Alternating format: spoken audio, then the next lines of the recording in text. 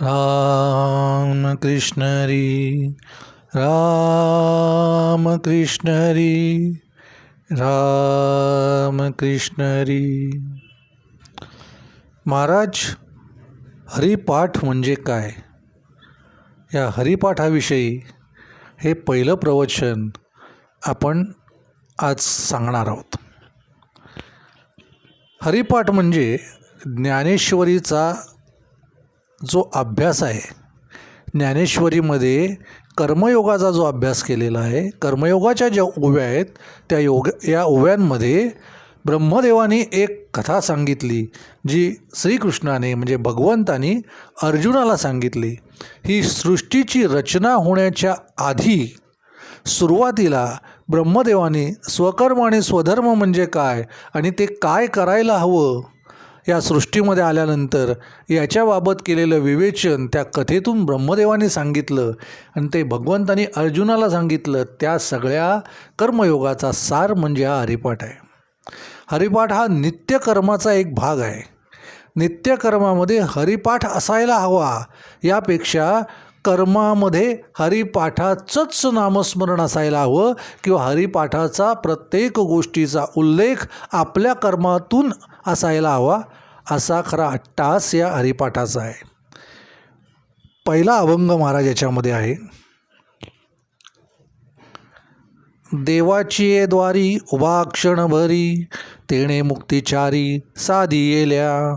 हरिमुखे म्हणा हरिमुखे म्हणा, पुण्याची गणना कोण करी.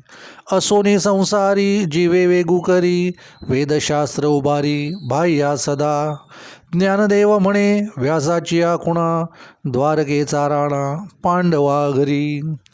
महाराज, पहिली जी ओळ आहे या अभंगातली, देवाची द्वारी उभा क्षणभरी. देवाच्या दारामध्ये एखाद्या मंदिराच्या समोर, मंदिराच्या दरवाजात देवाच्या समोर आपण एक क्षण उभं राहावं. असं उभं राहिल्यानंतर तेणे मुक्तिचारी साधी येल्या. त्यामुळे आपल्याला चारी मुक्तींचा लाभ होतो. हा लौकिक अर्थ झाला. याचा ज्ञानार्थ असा आहे महाराज, आपल्याकडे असलेली पंचेंद्रिय, 5 इंद्रिय, या 5 इंद्रियांच्या पैकी 4 इंद्रिय ही भगवंताचं नामस्मरण केल्यानंतर आपल्याला या 4 इंद्रियांच्या विषयापासून मुक्ती मिळते. हा याचा ज्ञानार्थ आहे. देवाच्या द्वारी उभा क्षणभर याचा अर्थ असा आहे, क्षणभर तुम्ही तुमचे डोळे मिटा, ध्यानस्थ व्हा. तुमच्यातल्या परमार्थिक भगवंताला, जो भगवंत तुमच्यामध्ये आहे, त्या भगवंताला आपण प्रसन्न करण्यासाठी, त्या भगवंताचं भजन करण्यासाठी, त्या भगवंताच्या अस्तित्वाला नमन करण्यासाठी एक क्षण डोळे मिटा, ध्यानस्थ व्हा. तुमच्यामध्ये असलेल्या भगवंताची अनुभूती घ्या. त्यामुळे काय होईल, तुमच्या मुखामध्ये हरिनाम असेल, तुमच्या मुखामध्ये भगवंताचं नाव असेल, तुमच्या कानाला भगवंताचं नाव ऐकू येईल.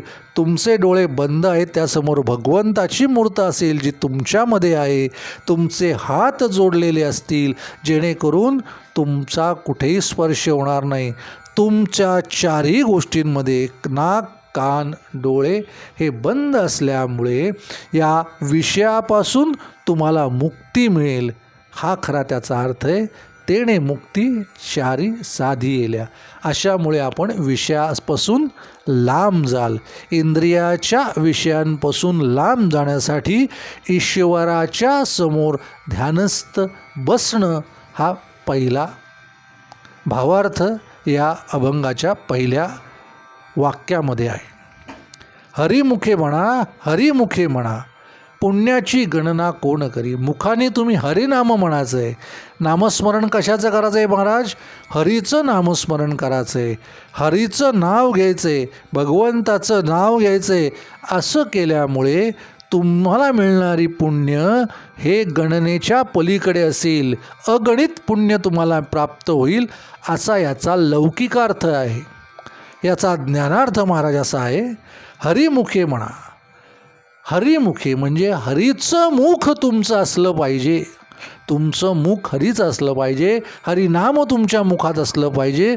तुमचं मुख जर हरीचं असेल, हरिमुखाच्या म्हणजे ईश्वराच्या मुखाने, देवाच्या मुखाने तुम्ही म्हणा, नामस्मरण करा, त्याच्या मुखाने तुम्ही बोला, त्याच्यातून तुमचे सात्विक बोल बाहेर येतील. त्याच्यातून तुमचं जे बोलणं असेल, जे संसारामध्ये तुम्ही जे बोलाल ते इतकं चांगलं असेल, इतकं सुंदर असेल, इतकं सात्विक असेल, इतकं पुण्याचं असेल का त्याच्यातून निर्माण होणारं पुण्य हे अगणित असेल. त्या पुण्याची गणना कोणी करू शकणार नाही. असं पुण्य तुमचं मुख, तुमचं तोंड जर हरीचं झालं, तुमचं तोंड जर ईश्वराचं झालं, ईश्वराचं नामस्मरण त्या मुखातनं आलं तर आपोआप त्यात सात्विकता येईल आणि त्याच्यामुळे आपोआप तुमचं पुण्य जोडायला मदत होईल. महाराज पुण्य जोडलं, पुण्याची गणना कोण करी. पुण्य जोडल्यानंतर पुण्याचा उपयोग हे सुखप्राप्तीसाठी न होता, पुण्याचा उपयोग या संसारामध्ये तुमच्यावर आलेले दुःखाचे प्रसंग निस्तरण्यासाठी, सहन करण्यासाठी जी शक्ती आहे ती शक्ती या पुण्यातून मिळते. म्हणून हरिमुखे म्हणा, हरिमुखे म्हणा. असोने संसारी जिवे वेगू करी, वेदशास्त्र उभारी बाह्य सदा. तुमच्या जर मुखामध्ये जर हरीचं नाव असेल तर तुमच्या जिभेवरती सरस्वती असणारी या संसारामध्ये ती इतकी सुंदर तऱ्हेने ती जीभ, तुमची जिव्हा जर वर्तन करेल, त्याच्यामुळे वेदशास्त्र तुमच्यासमोर हात जोडून उभा राहतील. हा लौकिक अर्थ झाला. याच्या मागचा ज्ञानार्थ महाराज असा आहे, तुमच्या जिभेतून, तुमच्या जिभेवरती ज्या वेळेला हरिनाम असेल, ज्या वेळेला तुमच्या जिभेवरती सरस्वती नांदत असेल, ज्या वेळेला या संसारामध्ये तुम्ही या जिभेकडून, या जिभेला सवय लावून, या जिभेला हरिनामाचं नियम लावून, तिला सवय करून तिच्यापासून तुम्ही जर हरिनामाचं उत्पन्न करत असाल, हरिनाम जर निर्माण करत असाल, तर त्यावेळेला तुम्हाला इतर कुठेही जायची गरज नाही. कुठलंही शास्त्र शिकायला कोणाकडेही जायची गरज नाही. कारण प्रत्यक्ष वेदशास्त्र तुमच्यासमोर हात जोडून उभे राहतील. आपोआप तुमच्या तोंडातून वेदशास्त्राचे बोल येतील. हा याचा भावार्थ आहे. ज्ञानदेव म्हणे व्यासाची आकुणा, द्वारकेचा राणा पांडवा घरी. ज्ञानदेव म्हणे, ज्ञानदेव म्हणजे ज्ञानेश्वर माऊली आपल्याला सांगतायत, व्यासाची आकुणा, व्यासांनी सांगितलेलं आहे महाभारतामध्ये, द्वारकेचा राणा पांडवा घरी. म्हणजे कोण तर भगवंत श्रीकृष्ण हा पांडवा घरी राहतोय. याचा हा झाला भावार्थ. लौकिक अर्थ असा, याच्या आधी तुम्हाला एक मी उदाहरण सांगतो. एकदा भगवंत अर्जुनाच्या घरी गेले तर अर्जुन झोपलेला आहे. अर्जुन झोपलेला असताना द्रौपदी त्यांच्या केसांना तेल लावते. हे बघून भगवंत गेले. भगवंतांनी हातात तेल घेतलं आणि ते अर्जुनाच्या केसांना लावायला लागले. महाराज त्याच वेळेला बरोबर आलेला गरुड हे भगवंताचं वाहन, गरुडाला हे पावलं नाही. भगवंत आलेत प्रत्यक्ष या सृष्टीचा रक्षण करता, या त्रैलोक्याचा स्वामी इथे आलेला आहे आणि अर्जुन झोपला आहे. आणि अर्जुन झोपलेला आहे आणि त्याला भगवंत त्याच्या केसांना तेल लावतायत. गरुडाला म्हटले, भगवंत, गरुडा आता माझं तेल लावून झाले, तू हे लाव. गरुडाला आणखीन राग आला. एक तर हा झोपला आहे, भगवंत आलेत तरी, आणि याच्या केसांना मला तेल लावायला सांगतायत. भगवंताची आज्ञा समजून गरुड तिथे गेला. गरुडाने हातात केस घेतले आणि तेल लावणार इतक्यात त्याला आवाज आला, ओम नमो भगवते वासुदेवाय नमः, वासुदेवाय नमः, वासुदेवाय नमः. हा आलेला नामघोष कुठून येतोय म्हणून ज्या वेळेला गरुडाने इकडे तिकडे बघितलं, त्यावेळेला त्याला असं जाणवलं का हा नामघोष या केसांमधून येतोय. अर्जुन झोपलाय तरी त्याच्या केसाची टोकं, केस त्याचे नामस्मरण करतायत, हरीचं नाव घेत आहेत, वासुदेवाचं नाव घेत आहेत, वासुदेवाच्या नामाचा जप चाललेला आहे. हे ज्यावेळेला गरुडाने बघितलं त्यावेळेला त्या अर्जुनाची भक्ती समजली.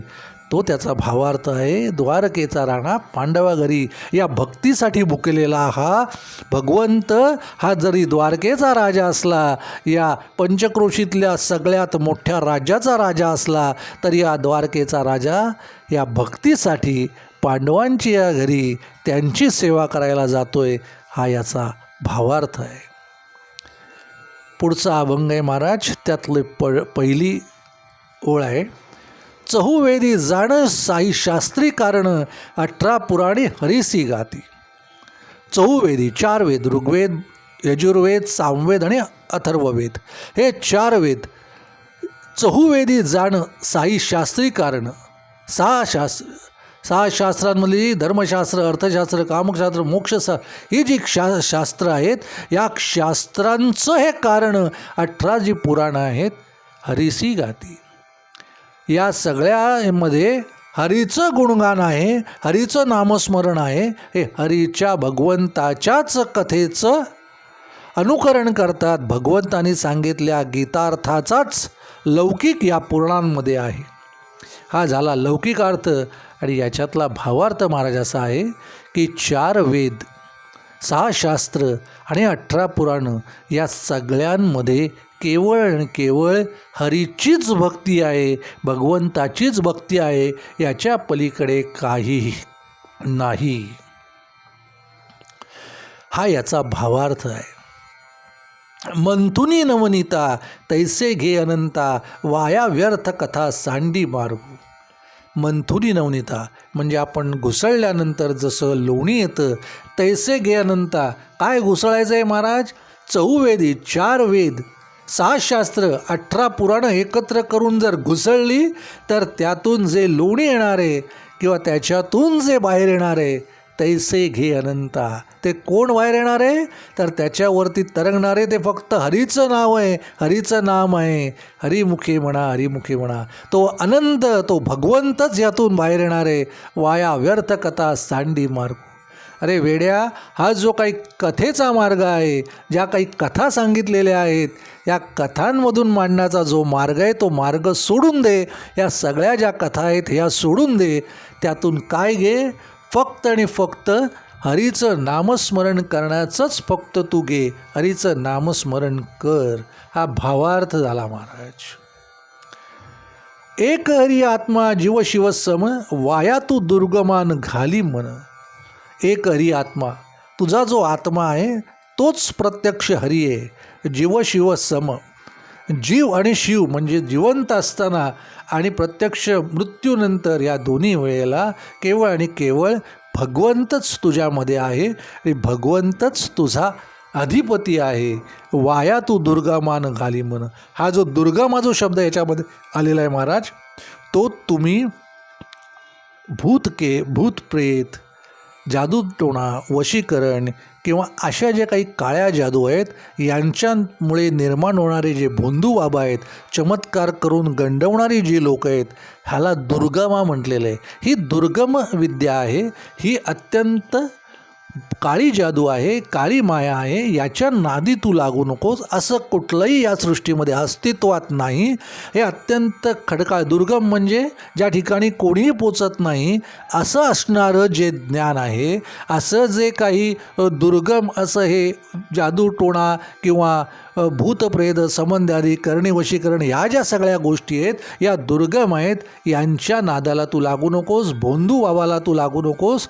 वाया तू दुर्गमान घाली मन. यांच्यामध्ये तुझं मन कुठल्याही परिस्थितीत रमवू नकोस. ज्ञानदेवा पाठ हरिया वैकुंठ, भरला घनदाट हरी दिसे.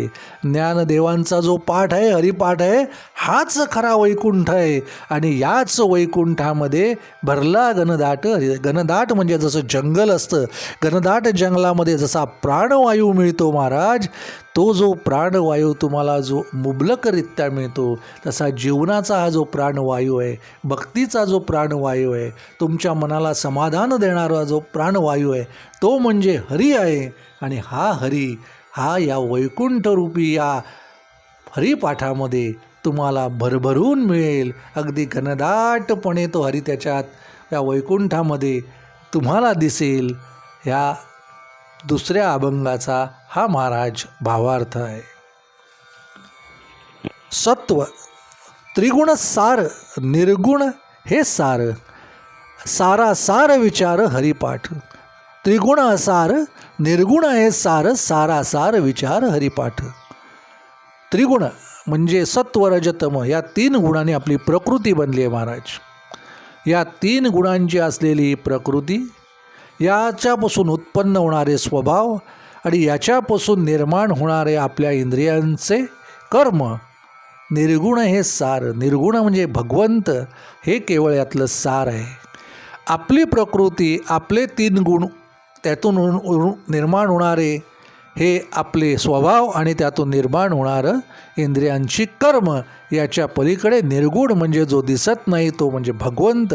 सारासार विचार हरिपाठ. या दोघांचा मिळून ज्या वेळेला तुम्ही विचार कराल तो विचार म्हणजे हरिपाठ आहे. या दोघांचा विचार करून तयार केलेला हरिपाठ आहे. म्हणजे तुम्ही संसारात अशाचा जो हा झाला लौकिक अर्थ, भावार्थ असा आहे. त्रिगुणासार म्हणजे तुम्ही 3 गुणांनी संपन्न आहात. 3 गुणांची तुमची प्रकृती आहे. असू दे, या संसारात तुम्हाला 3 गुणांना सोडून जाता येणार नाही. नका जाऊ. इंद्रियांच्यामध्ये तुम्हाला अडकून राहावं लागणार आहे. हरकत नाही. विषयांच्याही तुमच्या समोर येणार आहेत. हरकत नाही, येऊ द्या. असे जरी तुम्ही असणार, प्रकृती स्वभावानुसार जरी तुम्ही इथे जन्म घेतला असाल आणि भगवंत हे निर्गुण रूप असलं, तर या सगळ्यांचं एकत्रित मिश्रण म्हणजे हरिपाठ आहे. तुम्ही हरिपाठ घेतलात, हरिपाठाचा विचार घेतलात, तर दोन्ही विचारांचं एकत्रित रूप हरिपाठ तुम्हाला दिसणार नाही. याचा भावार्थ आहे. सगुण निर्गुण गुणाचे अवगुण, हरिविणे मन व्यर्थ जाय. सगुण म्हणजे तुम्ही असलेली तुमची प्रकृती आणि निर्गुण म्हणजे भगवंत. या दोन्ही गोष्टींचं मिळून गुणाचे अगुण. या सर्व गुणांमध्ये हे अगुण म्हणजे यातले जे वाईट गुण सगळे असतील ते जर तुम्ही म्हणत असाल, ते जर कोणते असेल तर हरिविण मन व्यर्थ जाय. याच्यात जर तुम्ही गुंतलात, या तुमच्या सगुण रूपामध्ये, तुमच्यामध्ये असलेल्या अगुणांमध्ये जर तुम्ही रुतलात, विषयाच्या अधीन होण्याचा जर तुम्ही विचार केलात, तर हरिविण म्हणजे जर भगवंताला तुम्ही सोडलं, नामस्मरण सोडलं, तर मन व्यर्थ जाय. तर तुमचं मन या अगुणाकडे, विषयांकडे वळेल. हरिनाम जुमता असेल तर सगुण निर्गुण जे गुणाचे या अवगुण आहेत, त्या अवगुणांकडे तुमचं मन भरकटणार नाही. पण जर तुम्ही हरीचं नाम घेतलं नाही तर तुमचं मन हे या अवगुणाकडे भरकटेल, विषयांकडे भरकटेल आणि तुम्ही चुकीच्या मार्गावर जाल. हा हरिपाठाचा भावार्थ आहे. अव्यक्त निराकार नाही ज्या आकार, जेथुनी चराचर हरिसी बदे.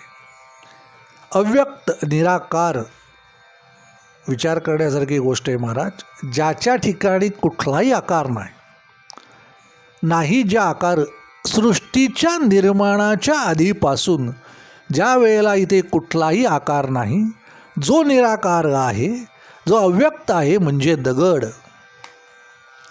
अव्यक्त निराकार नाही आकार असा या सृष्टीमध्ये निर्माण झालेला दगड, ज्याला आकार उकार नाही, जो निराकार आहे, जो अव्यक्त आहे, त्याला बोलता येत नाही, असा दगड जेथुनी चराचर हरिसीमध्ये. त्या दगडांपासून, त्या दगडांमध्ये असलेल्या जीवांपासून, बारीक सूक्ष्म कणांपासून जेथुनी चराचर हरिसी भजे. म्हणजे ज्या वेळेला दगडाची निर्मिती या सृष्टीमध्ये झाली, तेव्हापासून सगळं चराचर ही सृष्टी या हरीशी भजे म्हणजे हरीचं नाम गाते, हरीचे गुणगान गाते, हरीचीच भक्ती करते. हा याचा भावार्थ आहे. ज्ञानदेवा ध्यानी रामकृष्ण म्हणे, अनंत जन्मानी पुण्य होय.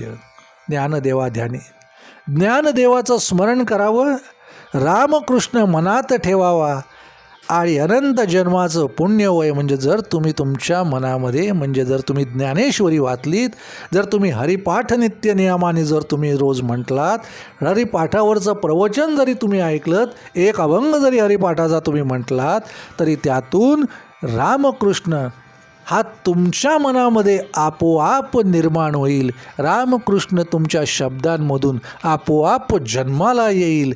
अनंत जन्मानी पुण्य होय. 84 दशलक्ष योनीचा फेरा महाराज आपले पुराणं सांगतात.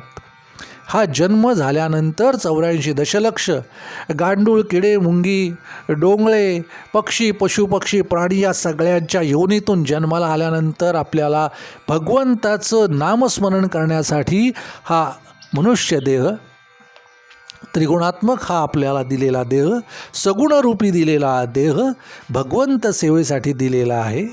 हा देह आपल्याला अनंत जन्मानंतर प्राप्त झालेला आहे. म्हणून म्हटलं आहे अनंत जन्मांनी पुण्य होय. म्हणून हे पुण्य असं आपलं शरीर ज्याच्यामध्ये प्रत्यक्ष भगवंत आहे, असं हे शरीर तुमच्या शरीरामध्ये रामकृष्ण तुमच्या मनामध्ये शरीरामध्ये भगवंत येईल. ज्ञानदेवाचं ध्यान करा, ज्ञानदेवाच्या हरिपाठाचं ध्यान करा. आपोआप तुमच्या मनामध्ये हा भगवंत येईल आणि तुमच्या अनंत जन्माचं पुण्य तुम्हाला प्राप्त होईल.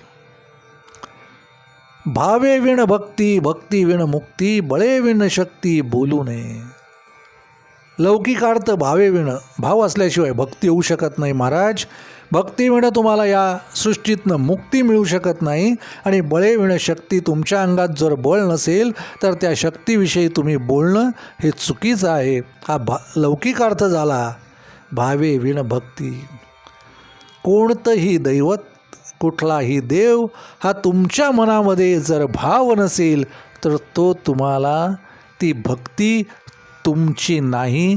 तुम्ही जरी कुठल्याही देवळात गेलात, नमस्कार केलात, तुमचे डोळे, तुमचं नाक, तुमचं तोंड हे जर विषयासक्त असेल तर ते भगवंताला सोडून चुकीच्या मार्गाने तुमचे डोळे आणि तुमचं शरीर जर फिरत असेल तर त्याच्यामध्ये तुमच्या भक्तीचा भाव नाही, त्याच्यामध्ये देव नाही. त्याच्यामुळे त्या भक्तीमध्ये तुम्हाला मुक्ती नाही. कारण तुमच्या डोळ्याकडनं तुम्हाला जर ईश्वराची मूर्त दिसत नसेल, चुकीच्या गोष्टी जर तुम्हाला मंदिरात दिसत असेल तर चारही इंद्रियांच्या पासून, विषयांच्यापासून तुमची मुक्ती नाही, हा भावार्थ आहे. आणि अशा मुक्ती नसलेल्या, विषयापासून मुक्ती नसलेल्या देहामध्ये भगवंत नाही. म्हणून बळे विण शक्ती बोलू नये. अशा माणसाने कुणालाही उपदेश करू नये. भगवंताचा उपदेश त्यांनी कोणालाही करू नये. बळे विण शक्ती, तुझ्यामध्ये ते नाही, तू दुसऱ्याला हा उपदेश करू नकोस, कारण तुझ्याकडेच तो भाव नाही. हा या पहिल्या वाक्याचा भावार्थ आहे. कैसेनी दैवत प्रसन्न त्वरित, उगा राहे निवांत शिणसी वाया. कुठलंही दैवत त्वरित प्रसन्न होत नाही. कोणतंही दैवत हे त्वरित प्रसन्न होत नाही. उगा राहे निवांत शिणसी वाया. अरे वेड्या, म्हणजे सांगण्याचा आपल्याला महाराज प्रयत्न केलेला आहे. भगवंताने हरिपाठामध्ये आपल्याला सांगितलं आहे, जे ब्रह्मदेवाने सांगितलं त्याच्यामध्ये सांगितलं आहे, स्वकर्म करीत भगवंताचं नाव घ्यायचं आहे, स्वधर्म करीत भगवंताचं नाव घ्यायचं आहे. कुठलंही दैवत हे तात्काळ प्रसन्न होत नाही, त्याला तपश्चर्या करावी लागते, त्याला तप करावं लागतं, त्यावेळेला दैवत प्रसन्न होतं. उगा राहे निवांत शिणसी वाया. कुठलेही तू कष्ट घेऊ नकोस, असो तरी त्वरित कुठलंही दैवत प्रसन्न होत नाही. कोणत्याही देवाकडे नुसती धावपळ करून जाऊ नकोस. कुठल्याही मंदिरामध्ये वेड्यासारख्या जाऊन पाया पडू नकोस. असं कुठल्याही देवाकडे गेलास, एकदा गेलास म्हणून तो देव तुला प्रसन्न झाला आहे असं शक्य नाही. हा झाला लौकिक अर्थ. आणि मनामध्ये असलेला भगवंत हा एकदा जर तुम्ही त्याला साथ घातली म्हणून तुम्हाला प्रसन्न होत नाही. नित्य नियमाने हरिनाम घेतल्याशिवाय मनामध्ये जिभेवरती रामकृष्ण हरी येणार नाही. सातत्याने रामकृष्ण हरीचा नित्य नियम केल्याशिवाय तुमच्या मनामध्ये भगवंताचा अंश विराजमान होणार नाही. तुमच्यातला भगवंत प्रसन्न होणार नाही. त्याच्यामुळे तू शांत राहा, भगवंताचं नाव घे, कुठेही धावपळ न करता तुझ्यातल्या भगवंताला शोधण्याचा प्रयत्न कर. आणि शिणसी वाया, फुकट आपला वेळ नको त्या गोष्टींच्या मागे दौडू नकोस. रोज नित्यनियमाने हरीचं भजन कर, हा याचा भावार्थ आहे. सायासे करीसी प्रपंच दिननिशी हरिसी न भजसी कवण्या गुणे.